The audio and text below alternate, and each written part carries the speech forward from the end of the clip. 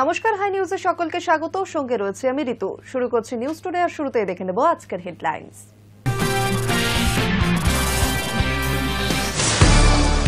2016 সালের শিক্ষক নিয়োগে অযোগ্য শিক্ষকদের নাম প্রকাশ এসএসসি। নবম, দশম এবং একাদশ দ্বাদশের অযোগ্য শিক্ষকদের পূর্ণাঙ্গ তালিকা সামনে আনল কমিশন। সব ওএমআর প্রকাশ করতে হবে। শিক্ষক নিয়োগে এসএসসিকে ডেডলাইন বিচারপতি সিনহার। 2016 সালের প্যানেলের মেয়াদ উত্তীর্ণের পর যারা নিয়োগপত্র পেয়েছিলেন তাদের তালিকা তলব করছেন বিচারপতি। শীর্ষ আদালতেও ফের ধাক্কা। অবশেষে ফাইলে সইয়ের সিদ্ধান্ত কেন্দ্রের। 3 বছরের বঞ্চনার পর ভোটের আগে বাংলায় শুরু হতে চলেছে 100 দিনের কাজ। আবারও কসবায় চলল গুলি। বুধবার গভীর রাতে রক্তাক্ত অবস্থায় যুবককে ভর্তি করা হল হাসপাতালে। ঘটনাস্থল থেকে উদ্ধার গুলির খোল। ঘটনার তদন্তে পুলিশ। রাজ্যে এখনো পর্যন্ত ম্যাচিং হওয়া 6 কোটি ভোটারের মধ্যে প্রায় 26 লক্ষ ভোটারের হদিশ মিলছে না বলে নির্বাচন কমিশন সূত্রে খবর। দেশে সক্রিয় বহু অস্তিত্বহীন ব্যক্তির আধার কার্ড। বড়সড় পদক্ষেপ করল ইউআইডিএআই। একসঙ্গে বাতিল করে দেওয়া হল 2 কোটিরও বেশি আধার। 2016 সালের শিক্ষক নিয়োগে অযোগ্য শিক্ষকদের নাম প্রকাশ করল এসএসসি। নবম, দশম এবং একাদশ দ্বাদশের অযোগ্য শিক্ষকদের পূর্ণাঙ্গ তালিকা সামনে আনল কমিশন। 54 পাতার সেই তালিকার অযোগ্য প্রার্থীর নাম সহ বিস্তারিত তথ্য সামনে এনেছে স্কুল সার্ভিস কমিশন। 2016 সালের শিক্ষক নিয়োগে অযোগ্য শিক্ষকদের নাম প্রকাশ করল এসএসসি। নবম, দশম এবং একাদশ দ্বাদশের অযোগ্য শিক্ষকদের পূর্ণাঙ্গ তালিকা সামনে আনল কমিশন। 1806 জনের নাম প্রকাশ করল তারা। 54 পাতার সেই তালিকায় অযোগ্য প্রার্থীর নাম সহ বিস্তারিত তথ্য, যেমন রোল নম্বর, যে বিষয়ে তিনি শিক্ষকতা করতেন, বাবার নাম, প্রার্থীর জন্মসাল সামনে এনেছে কমিশন। 2016 সালে নিয়োগ দুর্নীতিতে গোটা প্যানেল বাতিল করে সুপ্রিম কোর্ট। চাকরি যায় প্রায় 26,000 শিক্ষক অশিক্ষক কর্মীর। তারপর থেকেই সুপ্রিম কোর্ট নির্দেশ দিয়েছিল অযোগ্যদের তালিকা প্রকাশ করতে। তারপরই বুধবার ফের শীর্ষ আদালত নির্দেশ দেয় পূর্ণাঙ্গ তালিকা প্রকাশ করতে হবে। শুধু তাই নয়, পূর্ণাঙ্গ তালিকায় ঠিকানা, পিতৃপরিচয় থাকতে হবে। আদালতের নির্দেশ মেনে বৃহস্পতিবার অযোগ্যদের তালিকা প্রকাশ করল স্কুল সার্ভিস কমিশন। কমিশনের ওয়েবসাইটে সেই তালিকা দেখা যাচ্ছে। তার আগেই সাংবাদিকের মুখোমুখি হয়ে শিক্ষামন্ত্রী ব্রত বসু জানিয়েছিলেন, আদালতের নির্দেশ মেনেই এসএসসি তালিকা প্রকাশ করা হবে। একই সঙ্গে আগামী 31 ডিসেম্বরের মধ্যে নিয়োগ প্রক্রিয়া শেষ করার যে নির্দেশ রয়েছে তা মেনেই স্কুল সার্ভিস কমিশন কাজ করছে বলেও জানান শিক্ষামন্ত্রী। Hi news network. সব ওএমআর প্রকাশ করতে হবে। শিক্ষক নিয়োগে এসএসসিকে ডেডলাইন বিচারপতি সিনহার। পাশাপাশি 2016 সালের প্যানেলের মেয়াদ উত্তীর্ণর পর যারা নিয়োগপত্র পেয়েছিলেন তাদের তালিকা তলব করছেন বিচারপতি। 2025 সালের শিক্ষক নিয়োগ পরীক্ষার সব ওএমআর শিট প্রকাশের নির্দেশ বিচারপতি অমৃতা সিনহার। আগামী 10 ডিসেম্বরের মধ্যে ওয়েবসাইটে তা আপলোডের নির্দেশ এসএসসিকে। পাশাপাশি 2016 সালের নিয়োগ প্রক্রিয়ায় প্যানেলের মেয়াদ উত্তীর্ণের পর যারা নবম, দশম এবং একাদশ দ্বাদশের নিয়োগপত্র পেয়েছিলেন তাদের তালিকাও তলব করলেন বিচারপতি সিনহা। এরপরই প্রশ্ন উঠছে, সুপ্রিম কোর্টের নির্দেশ মতো 31 ডিসেম্বরের মধ্যে প্রক্রিয়া শেষ হবে কি? বুধবারই সুপ্রিম কোর্ট নির্দেশ দেয় এসএসসি সংক্রান্ত সব মামলা শুনবে কলকাতা হাইকোর্ট। বৃহস্পতিবার মামলা ওঠে হাইকোর্টের বিচারপতি অমৃতা সিনহার এজলাসে। সেখানে বিচারপতি নির্দেশ দেন 2025 সালের নবম, দশম এবং একাদশ দ্বাদশের শিক্ষক নিয়োগের পরীক্ষার সব ওএমআর শিট প্রকাশ করতে হবে। এসএসসির আইনজীবীকে তিনি প্রশ্ন করেন, আপনারা ওএমআর আপলোড করেননি কেন? সুপ্রিম কোর্টের নির্দেশে নিয়োগ হচ্ছে। প্রথম দিন থেকে স্বচ্ছতার সঙ্গে কাজ করা উচিত, না হলে পরে আবার অনিয়মের অভিযোগ উঠবে। এদিকে 2016 সালে নিয়োগ প্রক্রিয়ার প্যানেল বাতিলের পর অনেকের নিয়োগপত্র পেয়েছিলেন। এদিন নবম, দশম এবং একাদশ দ্বাদশের সেই শিক্ষকদের তালিকা তলব করেছেন বিচারপতি সিনহা। 10 ডিসেম্বরের মধ্যে সেই তালিকা দিতে হবে কমিশনকে, এমনই নির্দেশ আদালতের। এদের মধ্যে যারা বর্তমান নিয়োগ প্রক্রিয়ায় অংশ নিয়েছিলেন, মামলার ভবিষ্যতের উপর তাদের ভাগ্য নির্ধারণ হবে বলে জানিয়েছেন বিচারপতি সিনহা। শুনানি চলার সময় তাৎপর্যপূর্ণ মন্তব্য করছেন বিচারপতি সিনহা। এসএসসি সংক্রান্ত আরও একটি মামলার শুনানির জন্য বিচারপতির দৃষ্টি আকর্ষণ করতে থাকেন এক আইনজীবী। তিনি আদালতে জানান, আগামী 18 নভেম্বর থেকে একাদশ দ্বাদশের নথি যাচাইয়ের প্রক্রিয়া শুরু হবে। ফলে আগামীকাল শুক্রবারই যেন অন্য মামলার শুনানি হয়। সেই মতো বিচারপতি বলেন, পরীক্ষার কি হবে কেউ জানে না, আর আপনি নথি যাচাই নিয়ে ব্যস্ত হয়ে পড়ছেন। Hi news network.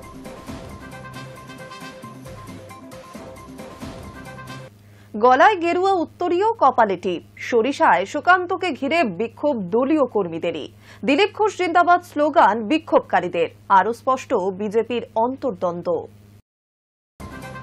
26-এর আগে যেখানে বিধানসভা নির্বাচনকে সামনে রেখে যেখানে নতুন করে ঘর গোছানোর কাজ শুরু করেছে, সেখানে আরও বেশি ছন্নছাড়া গেরুয়া শিবির। সেই ছবিটাই ফের প্রকাশ্যে এলো ডায়মন্ড হারবারের সরিষায়। প্রাক্তন রাজ্য সভাপতি তথা বিজেপি সাংসদ সুকান্ত মজুমদারের দলের কর্মী সদস্যদের বিক্ষোভের মুখে পড়লেন। কপালের টিকা, গলায় গেরুয়া উত্তরীয় পরে বিক্ষোভকারীরা সুকান্তর গাড়ি ঘিরে ধরে গো ব্যাক স্লোগান দিলেন। উঠল দিলীপ ঘোষ জিন্দাবাদ স্লোগানও। বৃহস্পতিবার দুপুরে এই নিয়ে উত্তপ্ত হয়ে ওঠে সরিষা এলাকা। যদিও স্থানীয় বিজেপি নেতৃত্বের দাবি তারা কেউ বিজেপি কর্মী নয়, ঘটনা নিয়ে স্রেফ অপপ্রচার হচ্ছে। বৃহস্পতিবার সুকান্ত মজুমদার সরিষায় আক্রান্ত বিজেপি কর্মীদের দেখতে গিয়েছিলেন। সেখানেই দলের কর্মীদের একাংশ বিক্ষোভের মুখে পড়তে হয় তাকে। এই ঘটনায় ডায়মন্ড হারবারের বিজেপি গোষ্ঠীদ্বন্দ্ব আরও একবার প্রকাশ্যে আসায় কটাক্ষ করেছে তৃণমূল কংগ্রেস। শাসক শিবিরের বক্তব্য, বিভিন্ন জায়গায় একইভাবে বিজেপি কর্মীরাই দলের নেতাদের বিরুদ্ধে বিক্ষোভ দেখাচ্ছেন, তারপর তৃণমূলের ঘাড়ে দোষ চাপানো হচ্ছে। বাংলাকে যেভাবে কেন্দ্রের বিজেপি সরকার অসম্মান করেছে, বাংলার ন্যায্য পাওনা থেকে বঞ্চিত করেছে, দলের একাংশ তা কোনোভাবেই মানতে পারছে না, আর তাই এই বিক্ষোভ। বিক্ষোভকারীদের দাবি তারা স্থানীয় বিজেপি কর্মী, অভিযোগ তাদের প্রতি নেতৃত্ব উদাসীন। কোনো সমস্যা হলে নেতারা পাশে দাঁড়ান না, আমরা মার খাই আর নেতারা শুধু মঞ্চে বক্তৃতা দেন, এই সুরে ক্ষোভ উগরে দেন তারা। যদিও সুকান্তের বক্তব্য, ডায়মন্ড হারবারে এর আগে আমাকে আটকানোর চেষ্টা হয়েছিল, তৃণমূলের রক্তচক্ষুতে ভয় পাই না, পরিকল্পিতভাবে বিক্ষোভ দেখানো হচ্ছে তার অভিযোগ। শাসক দলের মদতেই এই পরিস্থিতি তৈরি হয়েছে। তৃণমূল অবশ্য তা মানতে নারাজ। দলের বক্তব্য, যারা বিক্ষোভ করছেন তারা বিজেপিরই নিচু তলার কর্মী, পুরোটাই বিজেপির অভ্যন্তরীণ গোষ্ঠীদ্বন্দ্বের ফল। স্থানীয় নেতৃত্বের দাবি, ডায়মন্ড হারবারের বিজেপি সংগঠন বহুদিন ধরেই ভাঙাচোরা অবস্থায় রয়েছে। বৃহস্পতিবারের ঘটনা তার নতুন উদাহরণ। যদিও কেন্দ্রীয় প্রতিমন্ত্রীর অভিযোগ, এটা তৃণমূলেরই কৌশল, রাজ্যে আইন শৃঙ্খলা বলে কিছু নেই। পাশাপাশি হুঁশিয়ারি দিয়ে বলেন, জম্মু কাশ্মীরকে ঠান্ডা করতে পারলে এখানেও পারব। তার এই মন্তব্য ঘিরেই নতুন করে রাজনৈতিক তাপমাত্রা বাড়তে শুরু করেছে। Hi news network. দেশে সক্রিয় বহু অস্তিত্বহীন ব্যক্তির আধার কার্ড, যার ফলে বহুবিধ সমস্যার মুখে পড়তে হচ্ছে বিভিন্ন পরিষেবার ক্ষেত্রে।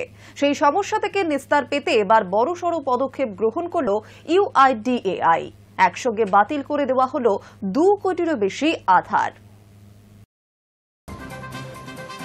দেশে সক্রিয় বহু অস্তিত্বহীন ব্যক্তির আধার কার্ড, যার ফলে বহুবিধ সমস্যার মুখে পড়তে হচ্ছে বিভিন্ন পরিষেবার ক্ষেত্রে। সেই সমস্যা থেকে নিস্তার পেতে এবার বড়সড় পদক্ষেপ করল ইউআইডিএআই। একলব্যে বাতিল করে দেওয়া হল 2 কোটিরও বেশি আধার। বুধবার কেন্দ্র জানিয়েছে, সরকারের হাতে মজুদ তথ্যে স্বচ্ছতা আনার লক্ষ্যে 2 কোটির বেশি আধার নম্বর বাতিল করা হয়েছে। কাদের আধার বাতিল হল? না, কোনো জীবিত ব্যক্তির আধার বাতিল হয়নি।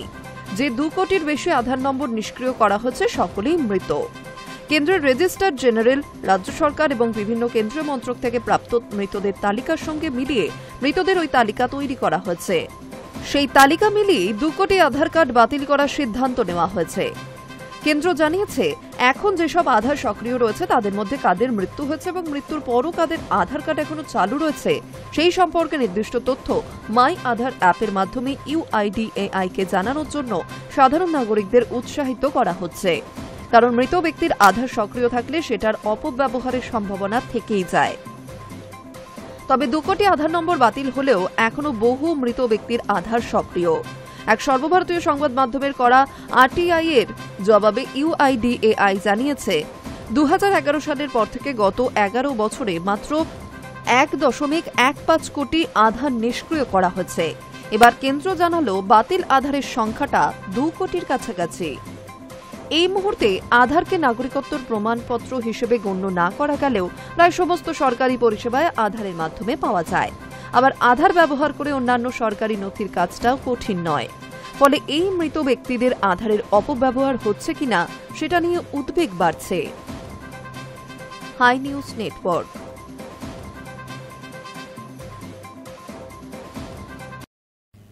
এসআইআরে বহু ভোটারের নাম বাদ যাওয়ার আশঙ্কা ছড়িয়েছিল। সেই আশঙ্কাকে সত্যি প্রমাণ করে রাজ্যে এখনো পর্যন্ত ম্যাচিং হওয়া 6 কোটি ভোটারের মধ্যে প্রায় 26 লক্ষ ভোটারের হদিশ মিলছে না বলেই নির্বাচন কমিশন সূত্রে খবর। এসআইআরে বহু ভোটারের নাম বাদ যাওয়ার আশঙ্কা ছড়িয়েছিল। সেই আশঙ্কাকে সত্যি প্রমাণ করে রাজ্যে এখনো পর্যন্ত ম্যাচিং হওয়া 6 কোটি ভোটারের মধ্যে প্রায় 26 লক্ষ ভোটারের হদিশ মিলছে না বলে নির্বাচন কমিশন সূত্রে খবর। জমা পড়া এনুমারেশন ফর্মের ম্যাচিং যত এগোবে এই সংখ্যা তত বাড়বে বলে জানাচ্ছে কমিশনের এক কর্তা। একই সঙ্গে ম্যাচিংয়ের সময় অনলাইনে নাম না মিললে ছাপানো ভোটার তালিকার সাহায্যও নেওয়া যাবে বলে নতুন নির্দেশিকায় জানিয়েছে কমিশন।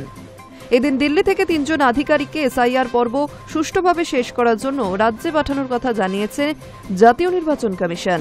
এরা হলেন প্রধান সচিব বি.সি. পাত্র, সচিব সৌম্যজিৎ ঘোষ এবং সচিব বিবর আগরওয়াল। এরা 3 জনই কাজ করবেন রাজ্যের সিইও মনোজ আগরওয়ালের অধীনে। অন্যদিকে সোমবার রাজ্যের মুখ্য নির্বাচনী আধিকারিকের কার্যালয়ের ভিতরে ঢুকে বিএলওর অধিকার রক্ষা কমিটির অবস্থানে বসে পড়া ও তা নিয়ে তৈরি হওয়া অপ্রীতিকর পরিস্থিতি প্রসঙ্গে কলকাতা পুলিশ কমিশনারকে বুধবার চিঠি দিয়েছেন কমিশনের সচিব সুজিত কুমার মিশ্র। চিঠিতে আগামী 48 ঘণ্টার মধ্যে এই বিষয়ে পুলিশের অ্যাকশন টেকেন রিপোর্ট পাঠানোর নির্দেশ দেওয়া হয়েছে। এসবের মধ্যেই এদিন কাজের চাপে মোট 3 বিএলও অসুস্থ হয়ে চিকিৎসাধীন হয়েছেন। নামখানার এক ভিডিও অসুস্থ হওয়ায় তাকে পিজি হাসপাতালে ভর্তির ব্যবস্থা করতে তৎপর হন সাংসদ অভিষেক বন্দ্যোপাধ্যায়। এক বিএলও হৃদরোগে আক্রান্ত হয়ে হাসপাতালে ভর্তি হয়েছেন উত্তর 24 পরগনার বনগাঁয়। সুশান্ত শেখদার নামে বনগাঁ উত্তর কেন্দ্রের ওই বিএলওর পরিবারের অভিযোগ 57 বছর বয়সী ওই স্কুল শিক্ষকের সুগার ও রক্তচাপের সমস্যা রয়েছে। বিএলওর কাজে নামার পর থেকে অতিরিক্ত টেনশন করছিলেন বলে জানিয়েছেন স্ত্রী সুমিতা ঠিকাদার। তিনি বলেন, টেনশনে সুশান্ত বাবু। সোমবার তিনি হঠাৎই অসুস্থ, রাতে ঠিকঠাক ঘুমোতে পারতেন না। হঠাৎই অসুস্থ হয়ে পড়লে তাকে প্রথমে বনগাঁ মহকুমা হাসপাতাল ও পরে কল্যাণী হাসপাতালে স্থানান্তরিত করা হয়। অন্যদিকে দক্ষিণ 24 পরগনার মহেশতলায় অসুস্থতার জন্য দায়িত্ব পূরণ না করতে পারায় ফরিদা খাতুন নামে এক বিএলওকে কারণ দর্শানোর নোটিশ দেওয়া হয়েছে। জানা গিয়েছে, মোট 812টি ফর্ম বিলি করার পর 450টি ফর্ম সংগ্রহ করেন তিনি। এরপর অসুস্থ হয়ে পড়ায় আর কোনো ফর্ম সংগ্রহ করেননি, ডিজিটাইজেশনও করা হয়নি এবং বেশ কিছু ফর্মেরও। সেই কারণেই এই বিএলওকে শোকজ করা হয়েছে। Hi news network. অর্থের বিনিময়ে মিলছে মৃত ভোটারের এনুমারেশন ফর্ম। 2002 সালে যাদের তালিকায় নাম রয়েছে এবং বর্তমানে যারা প্রয়াত তেমন ব্যক্তিদের ফর্ম দেদার বিক্রি হচ্ছে। অভিযোগ, সেই ফর্ম নিয়ে ভোটার লিস্টে নাম তোলার চেষ্টা করছে বাংলাদেশিরা। এই প্রেক্ষাপটে বৃহস্পতিবার মৃত ভোটারের ফর্ম সহ গ্রেফতার করা হয়েছে এক বাংলাদেশি নাগরিককে।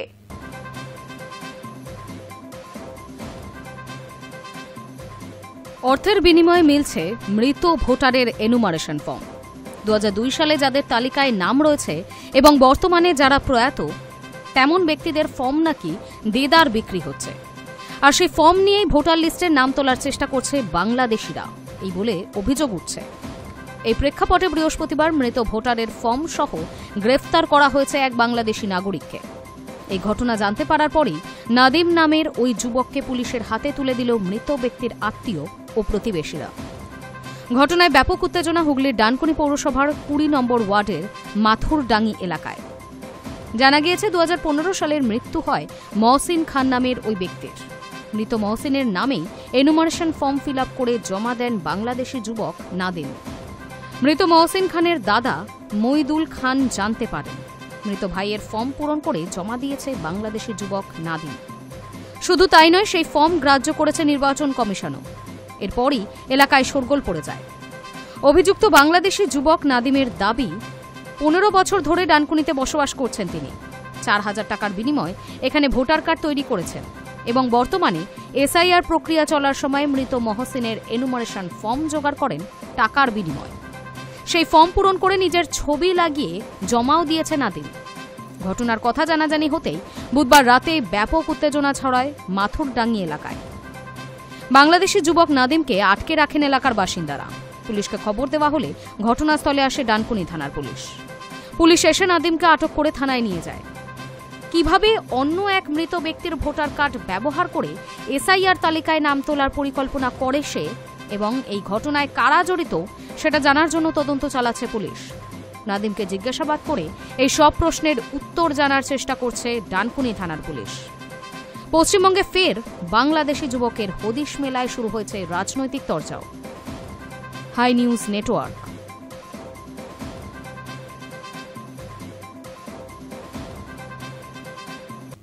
হাইকোর্টে ধাক্কা, সুপ্রিম কোর্টে মামলা দায়ের, শীর্ষ আদালতেও ফের ধাক্কা।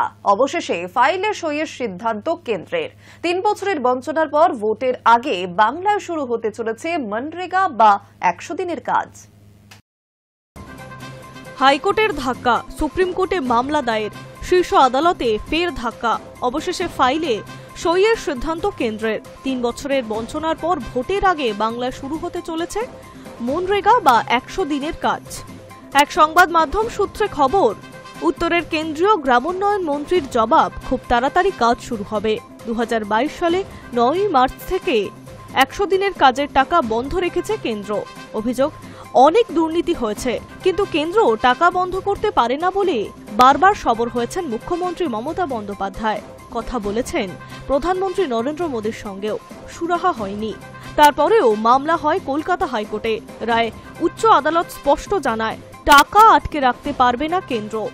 1 আগস্ট থেকে কাজের শুরুর নির্দেশ দেয় আদালত, কিন্তু গরিবদের স্বার্থে চালু করা এই প্রকল্পের টাকা আটকাতে যেন মরিয়া ছিল কেন্দ্র।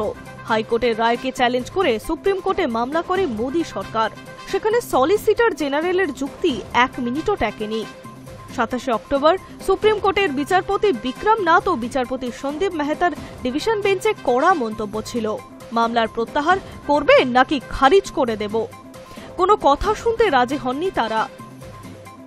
নির্দেশ ছিল বাংলার জন্য টাকা বরাদ্দ করতে হবে।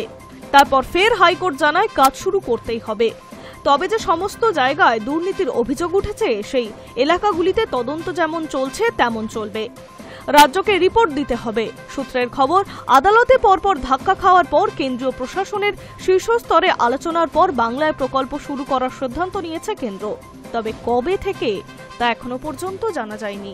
100 দিনে কাজ বন্ধ করার পর রাজনৈতিক আন্দোলনও করে তৃণমূল কংগ্রেস। দিল্লিতে অভিযান শুরু করেছিল তৃণমূলের সর্বভারতীয় সাধারণ সম্পাদক অভিষেক বন্দ্যোপাধ্যায় সহ এমপি নেতাও। সেখানে তাদের ওপর দিল্লি পুলিশের অত্যাচারের অভিযোগও ওঠে। তারপর রাজ্য সরকার নিজেদের তহবিল থেকে 100 দিনের টাকা মেটায়। অবশেষে ভোটের আগে দীর্ঘ টানাপোড়েনের পর রাজ্যে চালু হতে চলেছে 100 দিনের কাজ। Hi news network. চলতি বছরের প্রাক্তন সাংসদ অর্জুন সিং এর বাড়ির সামনে বোমা গুলি চালানো এবং এক যুবকের গুলিবিদ্ধের ঘটনায় সিট গঠনের আবেদন জানিয়েছিলেন অর্জুন সিং। অবশেষে কলকাতা পুলিশের গোয়েন্দা বিভাগের বিশেষ টিম এবং জগদ্দল থানার পুলিশ শুরু করল তদন্ত। 26 মার্চ 2025 সালে অর্জুন সিং এর বাড়ির সামনে বোমা গুলি চালানোর ঘটনা এবং এক যুবককে গুলিবিদ্ধের ঘটনায় জগদ্দল থানায় অভিযোগ দায়ের করেছিলেন অর্জুন সিং। কিন্তু সেই সময় জগদ্দল থানা নাকি অভিযোগে সাড়া দেয়নি বলে অভিযোগ তুলেছিলেন প্রাক্তন সাংসদ। তবে থেমে থাকেননি তিনি, মামলা করেছিলেন হাইকোর্টে। 8 মাস পর হাইকোর্ট নির্দেশ দিল ব্যারাকপুর পুলিশ কমিশনারকে এই ঘটনায় সিট গঠনের জন্য।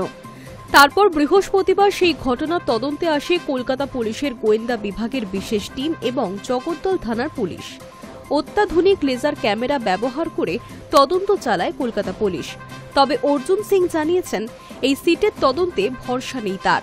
তদন্ত ঠিকমতো না হলে ফের হাইকোর্টের দ্বারস্থ হবেন অর্জুন সিং। তো এরা তো এফআইআর নেয়নি, তো এফআইআর তো হাইকোর্টে লড়ে আমাকে এফআইআর করাতে হলো। অথচ আমার নামে কেস স্টার্ট করে দিয়েছিল। আমি বারবার বলেছি আমার পক্ষ থেকে কোনো গুলিগালাজ চালানো হয়নি। আমার নামে কেস করেছে, আমাকে কোর্টে যেতে হলো। অথচ সেই দিন একটা সুমোটো মামলা করেছে, যার নামে আমি এফআইআর করেছিলাম নমিত সিং আর টেলুয়া আর সাদ্দামের নামে। তারা পিস্তল কক করেছে, ওদের ক্যামেরাতে দেখা গেছে।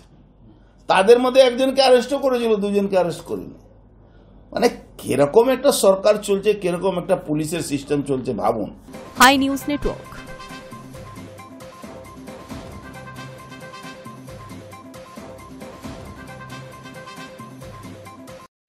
নজর রাখছে আবহাওয়ার খবরে। নভেম্বরের শেষ, এখনো রাজ্যে পুরোপুরি শীতের আগমন হয়নি। কখনো হালকা শীত তো আবার কখনো বাড়ছে তাপমাত্রা। ভোরের দিকে শীতের পোশাক পরে বেরোতে হলেও একটু বেলা বাড়তেই ঘাম ঝরছে। এরই মাঝে বঙ্গে তাপমাত্রা বাড়ার পূর্বাভাস দিল হাওয়া অফিস। হাওয়া অফিস বলছে শীতের পথে কাটা হচ্ছে ঘূর্ণিঝড়। ক্ষণে ক্ষণে আবহাওয়ার যেন মুড সুইং দেখা যাচ্ছে। দিনে রোদ, আবার রাতে শীত। তবে গত কয়েকদিনে অনেকটাই তাপমাত্রা নেমেছে কলকাতা সহ দক্ষিণবঙ্গে। শীতের আমেজে বেজায় খুশি শীতপ্রেমীরা। তবে আবহাওয়া দপ্তর বলছে শীতের পথে ফের কাটা হচ্ছে ঘূর্ণিঝড়। ফলত এখনই জাঁকিয়ে শীত পড়বে না রাজ্যে।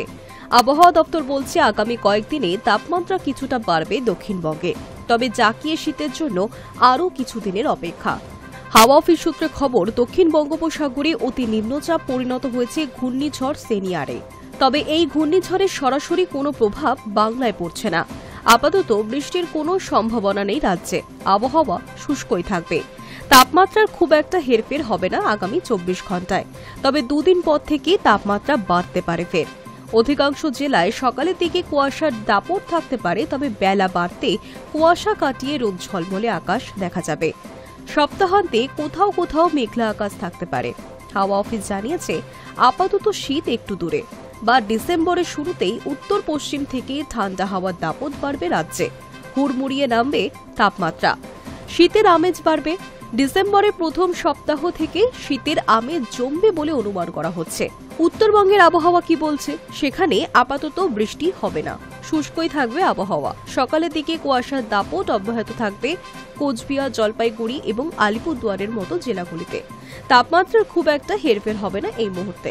সপ্তাহান্তে তাপমাত্রা বাড়বে কিছুটা। Hi news network.